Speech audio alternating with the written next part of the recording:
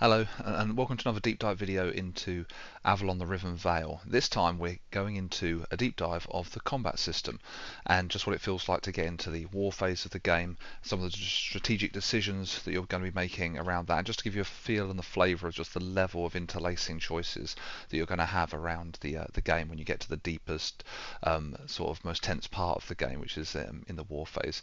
So this is a game setup we have where the preparation phase has already basically been completed. We've gone through 3 rounds, and a lot of the armies and forces are arranged in the different regions preparing for war. Now, right at the start of this, there's worth noting a couple of things that have been really happening around this point. So as the island of Avalon has been being revealed, we've been revealing new artifacts in certain regions.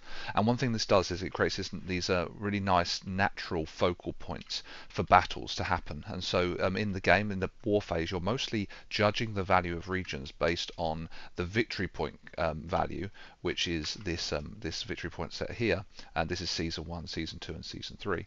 And then you're also adding to that the value of any artifacts that might be in the region. So this one has a 5. So in this case, let's say we're on Season 2, this is going to have an 8 plus 5, so that's going to be 13 victory points that this is going to be worth, plus an artifact that's going to give you strength to your heroes and give you a special or unique ability as well. So when you're thinking about kind of wanting to win the different battles and regions, you want to win them all, but you just won't be able to because there's just not enough dudes in your army to be able to get you to that point. So you're going to have to pick and choose where your armies go, and that's a real key thing that's been happening during the preparation phase. It's been picking and choosing your battles, knowing where to invest. And this is kind of a sort of example game state of a big 4-player game where there's where everybody's been building their forces up, laying out sort of commitments to different regions.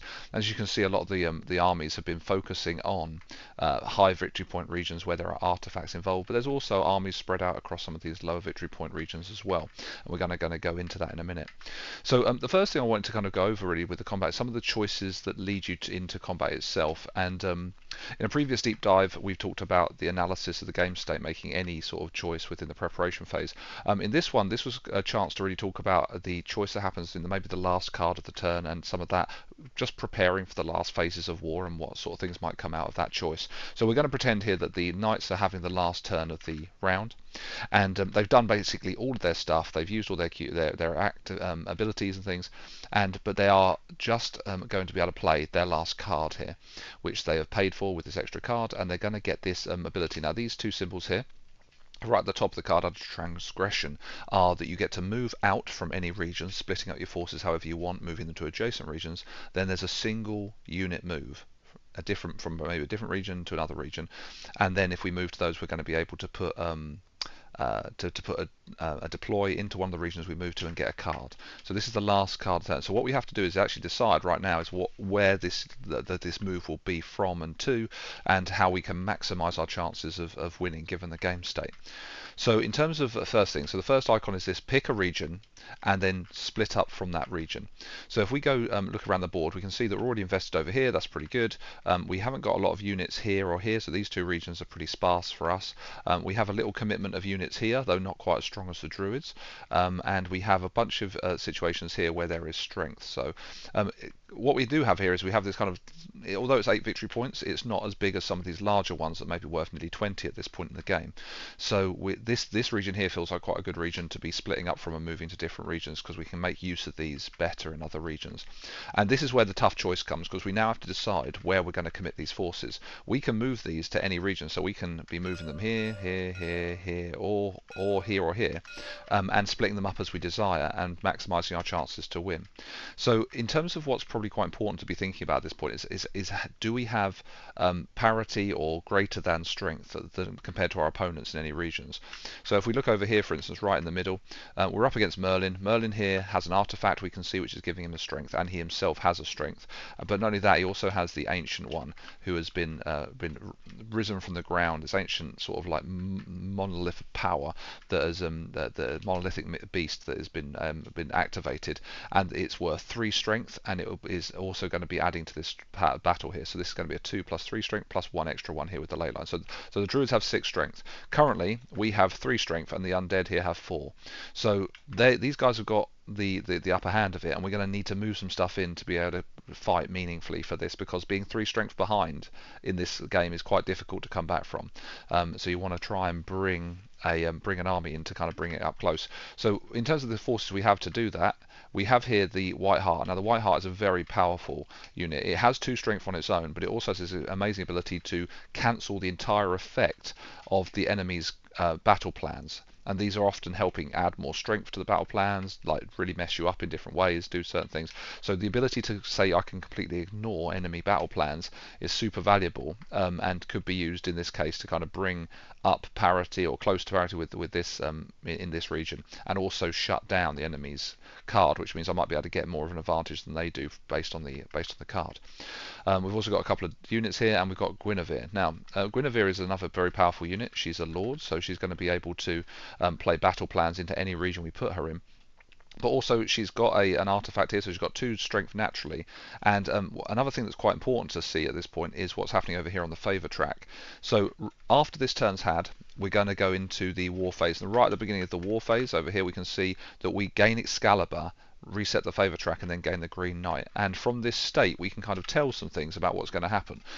We know that as we're having the last turn, the knights are already ahead, and there's no new sources of favour to be gained for the other enemy. So we know that the Excalibur is safe for us. So we're going to gain this extra amazing power of being able to win ties in combat and gain the extra strength, and put that on Guinevere. So she's going to be a whopping 4 strength wherever we stick her, which is going to really help us do well when the time comes.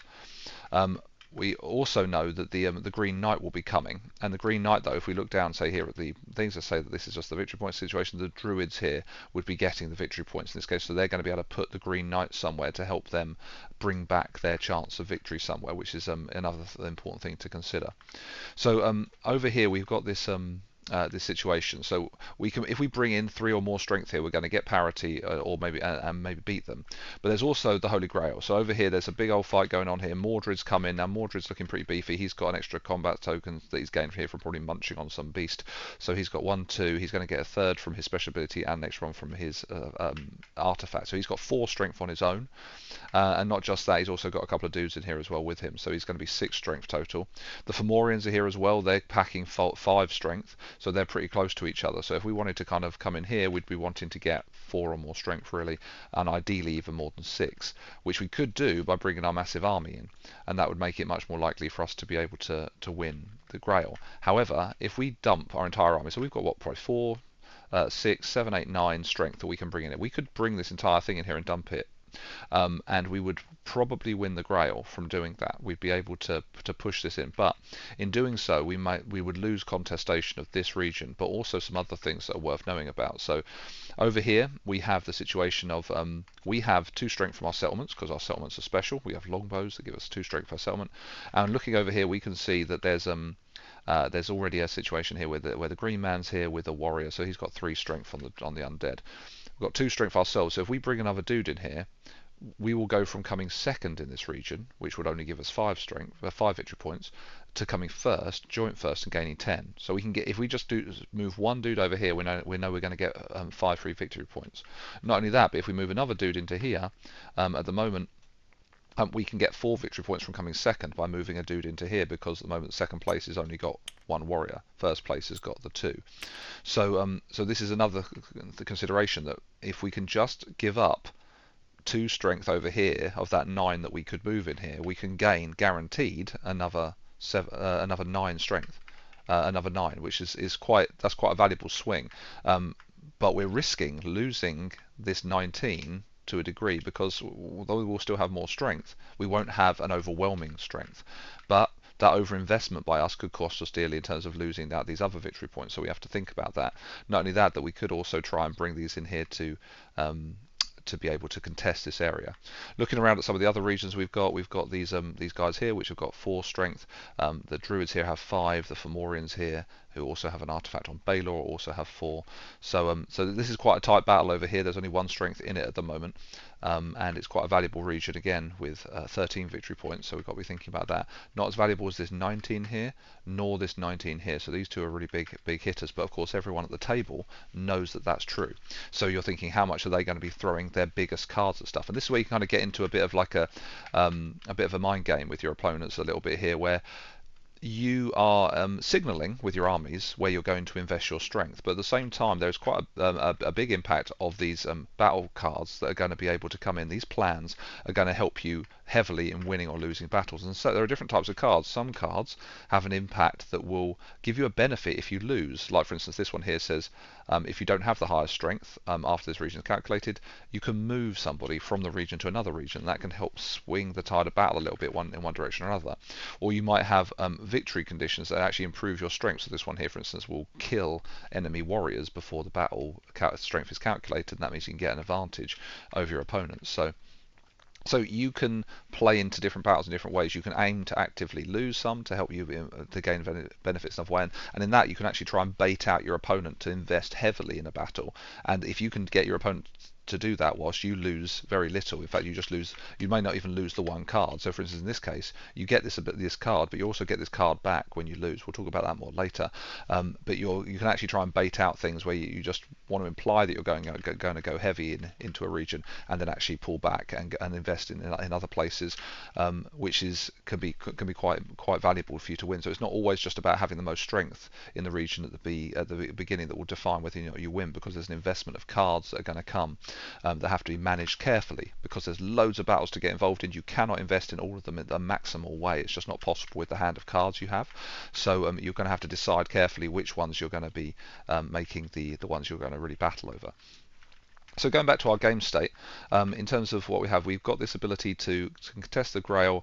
We have this ability here. If only we could get another couple of strength in here. So the question really becomes, if we move, say, like a warrior and Guinevere in, we know we're going to get like 5 strength in here, but we know Mordred's going to have 6, so we're going to be behind there. However, we do have a special ability. The Guinevere has this wonderful ability called Two Arms. We're going to say we have a power for this. This Two Arms ability means that in any battle where you have strength, but where you don't have the most strength, you're going to be able to gain +2 strength in that battle to basically catch you up with your opponent. So this is actually a really valuable thing. So in this case, for instance, down here where we only have 3, we can actually spend a power to gain 2 more power here and catch up with the druids a little bit. Even though we have the smaller army, the kind of like the rallying cry will bring about an extra resolve in the warriors. I mean, they'll fight harder and won't go down without a fight.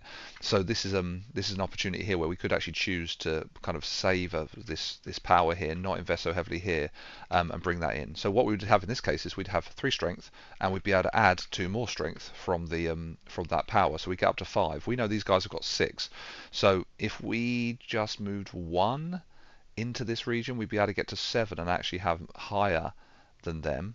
But however, if we moved these 3 units into this region, we would have 7 strength as well, and we would have more than Mordred by 1, and so that's valuable. So we really need to decide, do we want to have more strength in this region or this region, depending, and that would be a decision based on many things, like how many cards does the druids have compared to the undead, because obviously if you have an enemy that has way more cards than another, they're going to be able to invest more heavily in battles, whereas the other one might have to be more conservative, maybe not be able to afford a full commitment down here, and so maybe it wouldn't matter so much to be behind. If the druids only had a few cards in hand, it wouldn't matter so much that we were a little bit behind in strength, because we could perhaps invest more heavily with the cards to bring ourselves up to the right place.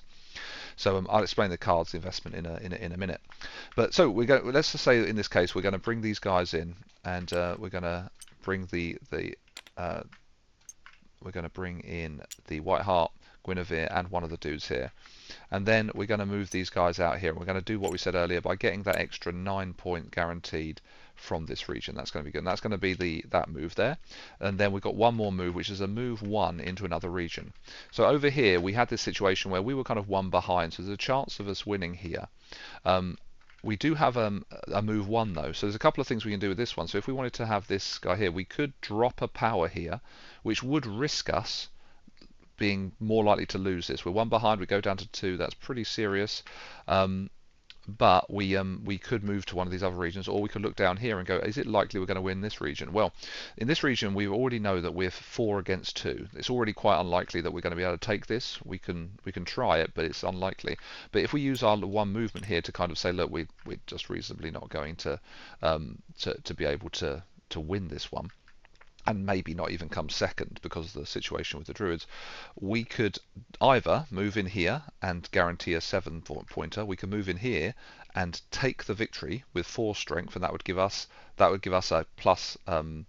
That would give us basically not. It wouldn't give us any more victory points, but what it would do is take the victory points away from the undead because they would be forced into second place. So that means the druids the druids wouldn't get any victory points, and the undead would only get 5. So that'd be so we can, by moving this guy over here, we can know we're going to take 5 victory points off the undead, or we can move this guy over here. And in this case, if we moved him into here, we would have parity with the druids, and in the case where there's a draw in strength, both players would get the first place victory point. So in this case it would be 6, so we can guarantee ourselves 6 extra, a little bit better than taking 5 from the undead.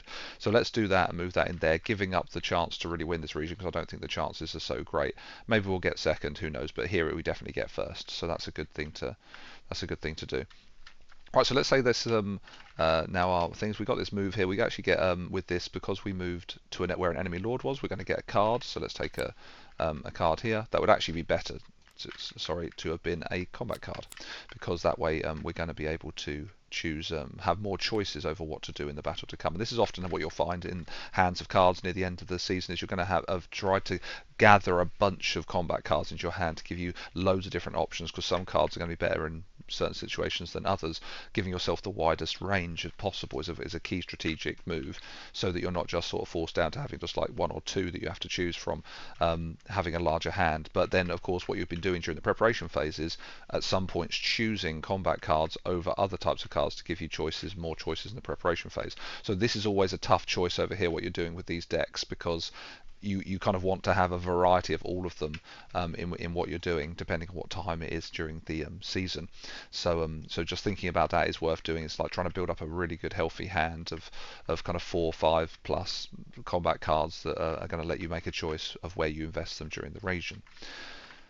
So we were going here and we're saying that because we moved into a region, we got to get an extra strength. So we're going to say we moved into a region, we can get these extra bits here. We could move over here and force out that, or we could increase our chances of winning here. This is a pretty good one, because I think this is going to give us even more strength here. It makes it even more likely we're going to win. So let's stick him down there, and we've got the extra card. So let's just say that's now the end of the turn, and now we're going to go into the war phase proper.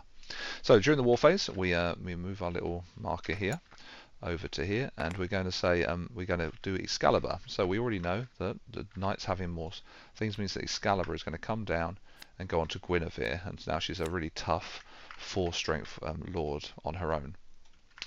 Then we're going to reset the favour track, so at this point all of the favour goes back to 0, ready for the next season. After that, we then go to the Green Knight. So we have the Green Knight here. The Green Knight is this very, very useful additional champion, effectively, that helps with the player who's lowest on victory points. So they come in and basically will fight for you as a champion, and you'll be able to put them into a region to help you gain a little bit more strength back and get a bit of a better chance of winning a particular region. So this is with the catch-up mechanism only. So if you don't play with the catch-up mechanisms, the Green Knight doesn't come to help, but in this case it would. And these are particularly helpful in games where different players have different experience levels with each other, maybe different skill levels or whatever they've, and that helps bring stuff back into line a bit more with this extra unit. So in this case, we're going to say it goes over to the Druids, and we're going to see where they would want to put it. So here it's a bit of a tight battle for them. Here they're not really contesting. Here they don't really feel right now that there's going to be a big problem, because they actually have quite a lot of strength already, so they're probably not feeling like there's too much danger here. They do, however, feel like they could probably contest this area, because they've got 2 strength here, there's 4 here. If they bring the Green Knight into this region, they could meaningfully contest this 10 points, which is now. If they had perhaps been paying attention more, they may have noticed that we actually may be a danger to them with the 2 arms ability that we haven't yet played, but we won't be telling them that. So we're going to let them put it over here, and they're going to. We're just going to pretend they weren't paying as close attention as they could have done, and that they're going to try and contest this with the Green Knight. So once that's done, then we get into the battles proper. So the battles are resolved from north to south, or basically north clockwise around the board on the outer regions, then the inner regions, then finally the middle. So we have this big sort of final battle at the end. So over here we first start with, there's two different types of combat effectively in the game. One is when there are lords and heroes present, and the other one is where there are just warriors present. So whenever there's just warriors, knights, anything that basically is just an addition of strength, something that can't play a battle plan card, then the strength is just worked out and you decide who wins. When there is a hero present, and by that I mean a hero is anybody who is a lord or a champion, these guys get to add battle plans, and that's when you start using the actual battle plan system, and adding a large amount of additional strength into it when you have these. So what you always want to be looking for in terms of strategy is always wanting to be making sure you spread your champions out, because there's no additional benefit really to having champions in the same region as each other, because they are leaders, they want to lead an army, and they, although they may have a little extra strength based on having extra artifacts and things, so that can be a reason why you want to have them in the same region together. They might have 2 strength rather than 1. For nearly all cases, you actually really want them to be in situations where you're going to be able to contest some of these artifacts in these higher victory point regions, because without them, you're only ever going to be just playing your raw strength from your units. And if you do that, then you're nearly always going to lose against somebody who does have a champion in there who will be playing battle plans and other things like that. So they're a real focal point of the war. So as you can see in nearly all these regions, champions have been multiple champions have been placed to kind of contest these artifacts.